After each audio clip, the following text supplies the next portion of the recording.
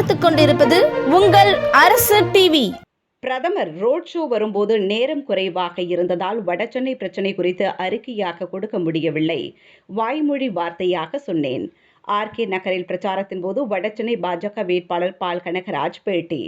வடசென்னை நாடாளுமன்ற பாஜக வேட்பாளர் பால் கனகராஜ் சென்னை ஆர்கே நகர் தொகுதியில் வாக்கு சேகரிப்பில் ஈடுபட்டார். வடசென்னை பாஜக வேட்பாளர் பால் கனகராஜ் வடசென்னைக்குட்பட்ட ஆர்கே நகர் தொகுதியின் 41வது மற்றும் 38வது வட்டத்தின் பல்வேறு தெருக்களில் வீதி வீதியாக சென்று வாக்கு சேகரிப்பில் ஈடுபட்டார். ஆர்கே நகரின் எழில்நகர் பகுதியில் தொப்பை விநாயகர் கோவிலில் துவங்கி எழில்நகர், அன்னை சத்யா நகர், எம்ஜிஆர் நகர், மணலி சாலை வரையிலும், நேதாஜ் நகர், வினோபா நகர் முதல் பவர் ஹவுஸ் சந்திப்பு வரையிலும் பிரச்சாரத்தில் ஈடுபட்டு பொதுமக்களிடம் வாக்கு சேகரிப்பில் ஈடுபட்டார்.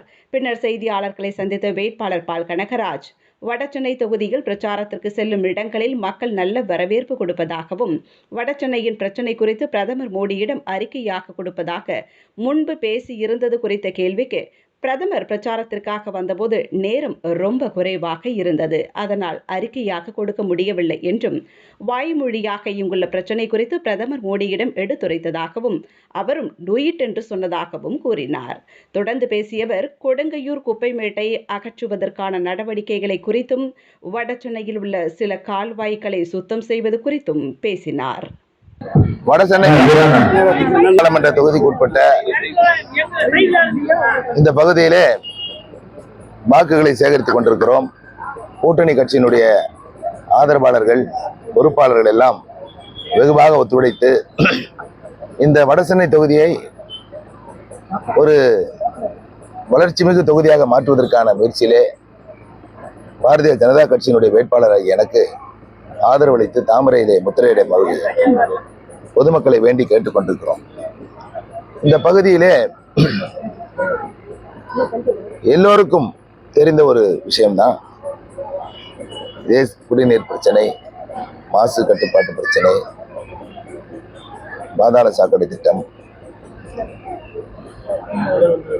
வெள்ளக்காடு, இந்த பக்கத்திலேயே கூவம் ரிவர் போகுது, ஓவர்ஃப்ளோ ஆச்சுன்னா அப்படியே ஊருக்குள்ள வர்ற தண்ணி, இதெல்லாம் இந்த குப்பை வீடு வழக்கமா இருக்கிற பிரச்சனை தான். எல்லாமே போன தேர்தலில் இருந்துச்சு, அதுக்கு முந்தின தேர்தலில் இருந்துச்சு. ஆனால் தேர்ந்தெடுக்கப்பட்ட பிரதிநிதிகள் யாரும் அதற்கு முழு அக்கறை கொடுக்காம, முழு கவனம் செலுத்தாம, எல்லோருமே மக்கள் பிரதிநிதியாக செயல்படாம இருந்ததுனாலதான் இந்த வடசென்னை வளராம வஞ்சிக்கப்பட்ட வடசென்னையாக இருக்குது.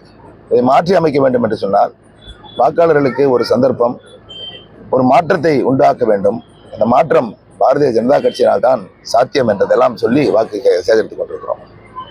கொடுக்கிறதுக்கு வாய்ப்பு இல்லை, நேரம் குறைவாக இருந்தது. வாய்மொழியாக என்னிடம் விஷயங்களை கேட்டு அறிந்து கொண்டார். வடசென்னையை பொறுத்தவரை இங்குள்ள பேசிக் அம்யூனிட்டிஸ், அடிப்படை தேவைகள் இல்லை. அதாவது ஒன்று விளக்கமாக சொல்ல முடியலனா கூட, நான் வடசென்னை வேட்பாளர், வடசென்னையில் மக்கள் அடிப்படை உரிமைகளுக்காக ரொம்ப கஷ்டப்படுறாங்க. ஏழை எளிய மக்கள், உழைக்கும் வர்க்கம், இதுக்கு முன்னாடி தேர்ந்தெடுக்கப்பட்ட பிரதிநிதிகள்லாம் ஒன்று செய்யலன்றதான் அவங்களுடைய ஏமாற்றமாக இருக்குது.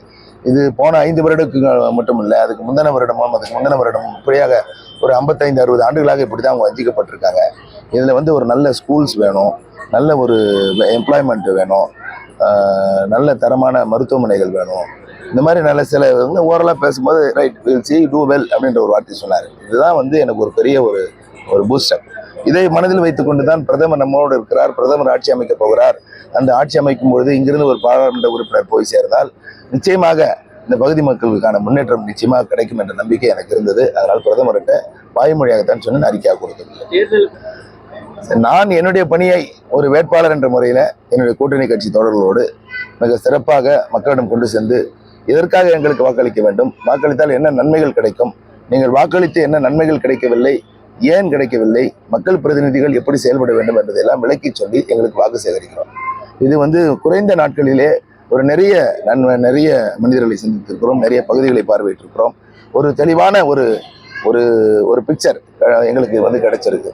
இந்த சந்தர்ப்பத்தை எங்களுக்கு மக்கள் தருவார்களானால் நிச்சயமாக, ஆணித்தரமாக சொல்லுவேன், நிச்சயமாக இந்த வடசென்னை தென் சென்னை மத்திய சென்னை காட்டிலும் ஒரு பன்மடங்கு இதை திரும்பி பார்க்கிற அளவிற்கு என்னால் இதை கொண்டு வர முடியும் என்பதை வாக்காக கொடுக்கிறேன்.